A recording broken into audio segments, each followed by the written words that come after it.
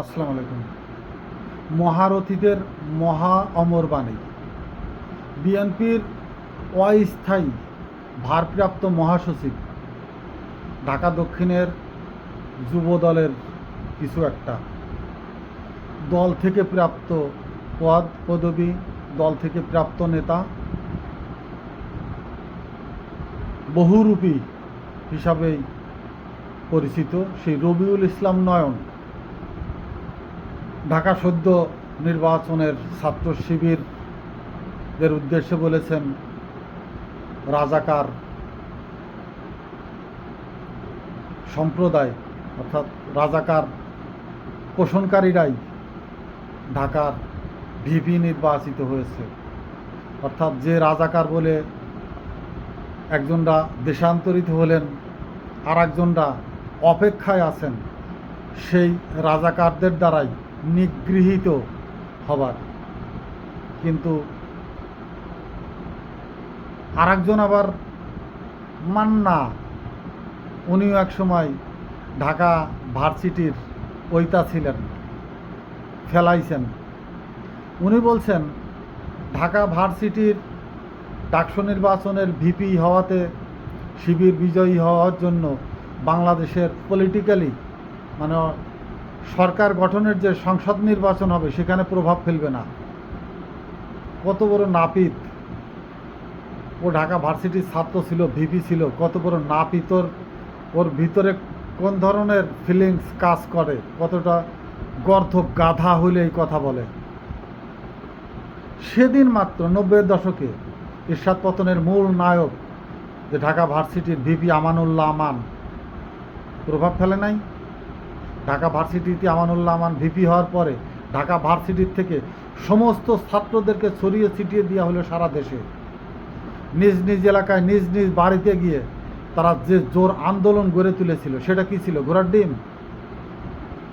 মান্না কি বলবো, কি ভাষা! এদেরকে গালাগালি দিলে তো নিজের কাছে নিজের ছোট লাগে, যে ওদের গালাগালি দিয়াও তো ছোট লোকই কাজ। ঢাকা এগুলো কি রাজনৈতিক সান্ত্বনা? বাড়ি মারা, প্রভাব পড়বে না। ঢাকা ভার্সিটি যাওয়া মানে জাহাঙ্গীরনগর হাতছাড়া, চিটাগাং হাতছাড়া, ইসলামী ভার্সিটি কুষ্টিয়া হাতছাড়া, রাজশাহী হাতছাড়া, আর কোথায় থাকবে? ভার্সিটিতে কারা কি বাইরের দেশের ছেলেপেলে পড়ালেখা করে না? এই দেশের তোমার পোলাপান বউটাও তো সব দেশের বাইরে। যারা ভোট দেবে তোমারে ভাই, তাদের ছেলেমেয়েরা এইসব ভার্সিটির ছাত্র। তারা বাড়িতে এসে তাদের বাপ মাকে যেটা বলবে সেটাই শুনবে। তোমার ওই আবেগপূর্ণ দিন এখন সেই নেই। জুলাই আগস্ট মানুষকে সজাগ করে চোখ খুলে মাথা খুলে দিয়ে গেছে। সেই সনাতনী পন্থায় রাজনীতি, বিড়ি দিয়ে আকিস বিড়ি দিয়ে রাজনীতি নেই, সেদিন শেষ। টাকা দিয়ে রাজনীতি সেদিন শেষ। ডলারও নেবে না আর মানুষ তাদের সন্তানদের ভবিষ্যৎ, আবাসস্থল, রাজনীতির জায়গা, একটি সহমর্মিতা, পারস্পরিক সহযোগিতার মাধ্যমে বসবাসযোগ্য রাজনৈতিক সকল প্রেক্ষাপট তৈরির ক্ষেত্র তৈরি করে যাবার অপেক্ষায় আছে। সেই মারামারি, হানাহানি, খুনোখুনি,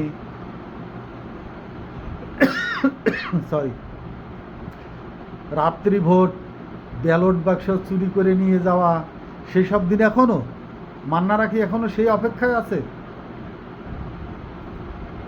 পুঙ্গাটা তো বেশ সাদা ধবধবে মূলের মতো, ওর পার যে সময় পড়বে সেই সময় ঠিক পাবা ভদ্রলোক, রাজনীতির নেতা। প্রভাব পড়বে কি না? মালদ্বীপের কি অবস্থা হয়ে আসতেছে? বিএনপির ক্ষমতায় যাওয়ার আগেই দেশ ছাড়তে যেন বাধ্য না করে। আবার হানিফ সাহেব কি বলছে? আওয়ামী লীগের সাথে কারসাজি করে, গোপনে যোগাযোগ করে তাদের ভোট নিয়ে শিবির জিতে গেছে। আওয়ামী লীগ তো আপনাদের গলার মালা। আপনাদের দুই দলেরই তো মাসি ভারত, এক মাসির দুই ভাগ্নে, বিএনপি আওয়ামী লীগ। তো তাদের সাথে কিভাবে ছাত্র শিবিরের সমঝোতা হলো? বলছেন পুরনো সম্পর্ক ধরে। পুরনো সম্পর্ক, সদ্য সম্পর্ক তো আপনাদের সাথে ছিল। আওয়ামী লীগের সাথে থাকলেও আওয়ামী লীগ তাদের মন্ত্রিত্ব দেয় নাই, বিএনপি তাদের মন্ত্রিত্ব দিয়েছে, মর্যাদা দিয়েছে বিএনপি।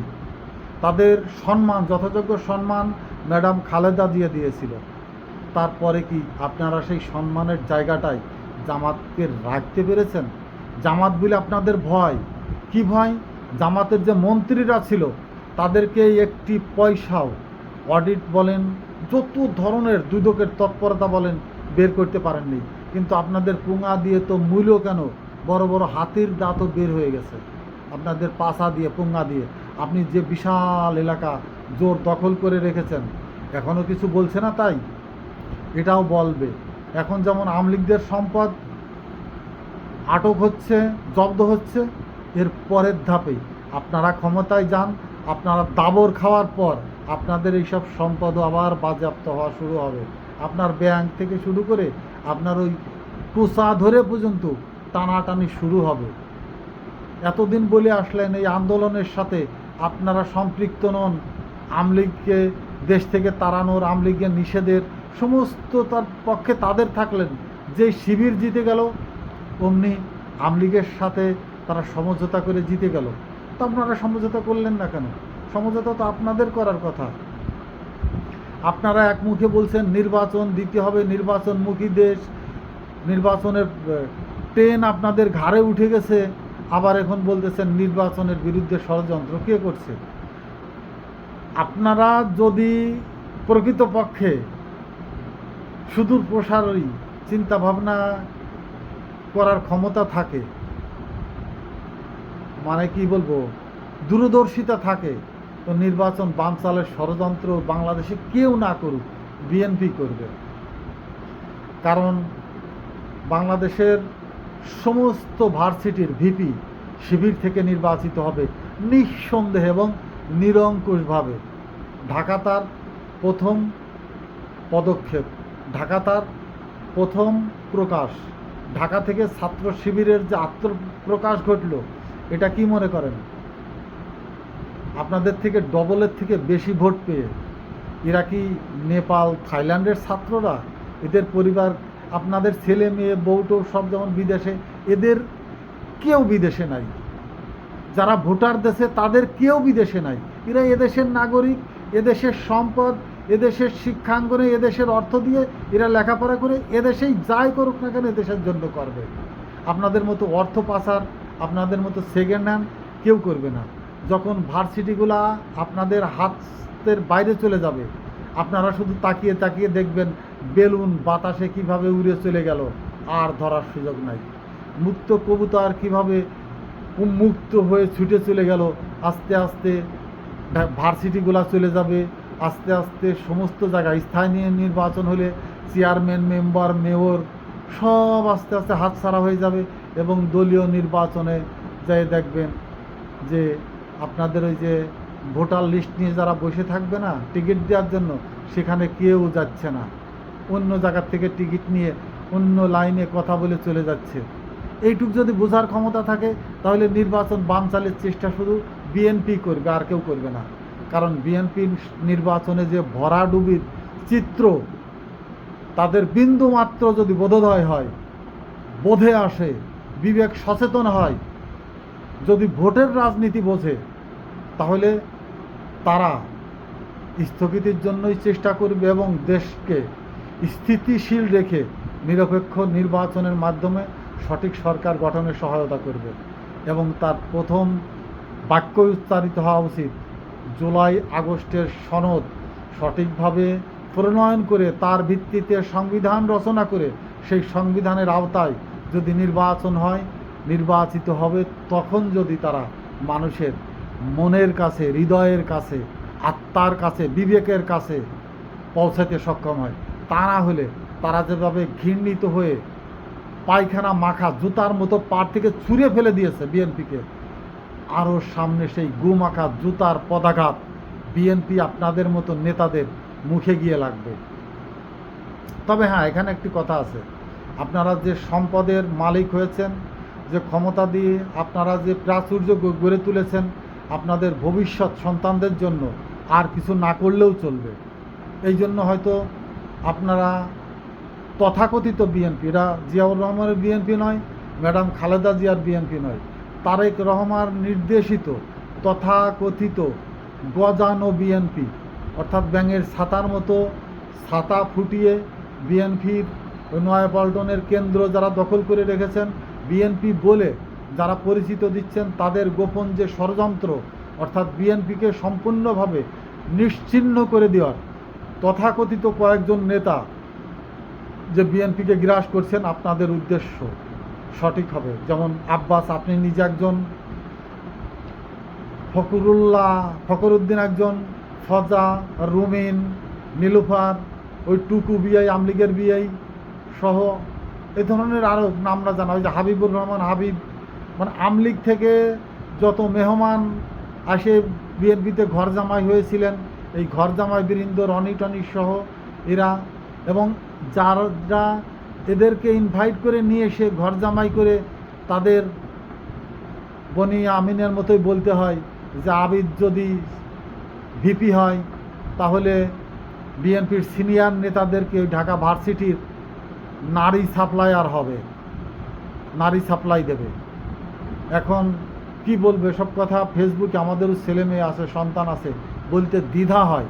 তারপরেও আপনার যেভাবে নির্লজ্জভাবে নগ্নভাবে থাবা দেন আমাদের শরীরের দিকে, সে থাবার উত্তর তো আমাদেরকে দিতেই হয়।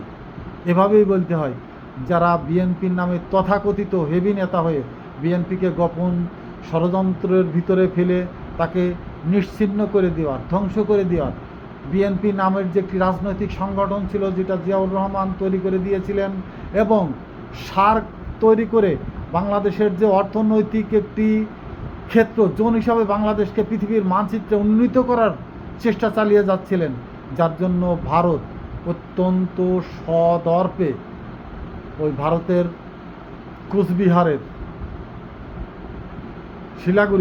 শিলিগুড়ির এরশাদকে দিয়ে, আর এক খলনায়ক সৌরশাসককে দিয়ে ভারত জিয়াউর রহমানকে শহীদ করেছিলেন, হত্যা করেছিলেন, এবং তার দলকে নিঃশেষ করে দেওয়ার জন্য, ভারতের এজেন্ডা পুরা করার জন্য বিএনপির যে আপনারা তথাকথিত নেতা কেন্দ্রে বসে বিএনপিকে শাসন করছেন, তাদের উদ্দেশ্য হাসিল হতে চলেছে। বিএনপি ধ্বংসের পথে দ্বার প্রান্তে এসে দাঁড়িয়েছে, এবং আপনাদের যে মুস্কি হাসি, পায়জামার নিচে পিছন থেকে যে মুস্কি হাসির শব্দ বেরোচ্ছে ধপ ধপ ধপ ধপ করে, এটা সাধারণ মানুষ শুনতে পাচ্ছে, এবং আমরাও বুঝতে পারছি যে বিএনপিকে আপনারা ধ্বংসের সকল কায়দা করে আটসাট করেই এই ধরনের উচ্ছৃঙ্খল, অশোভন, বিয়াদবি মার্কা কথাবার্তা বলে মানুষকে আরও খেপিয়ে তুলছেন, যাতে বিএনপি নামটা পর্যন্ত বাংলাদেশের রাজনীতির অঙ্গন থেকে মুছে যায়। তাহলে আপনারা সার্থক, আপনারা সফল। হেরে গেল বাংলাদেশি জাতীয়তাবাদের পক্ষের শক্তি, পরাজিত হচ্ছে বাংলাদেশের পতাকার গায়ে যে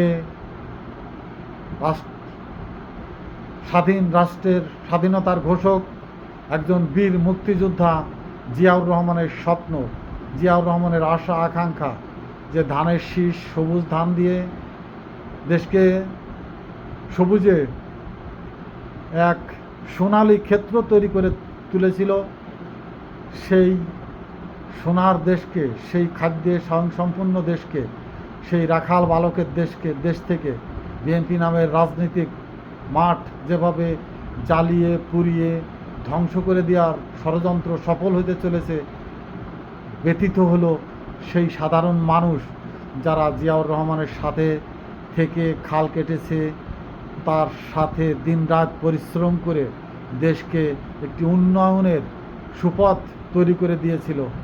তারা পরাজিত হলো, তারা লজ্জিত হলো, তারা ব্যতীত হলো, বিজয়ী হলো বিএনপির ভিতরে বসে তাদের ষড়যন্ত্রকারীরা। আফসোস, আফসোস আর আফসোস।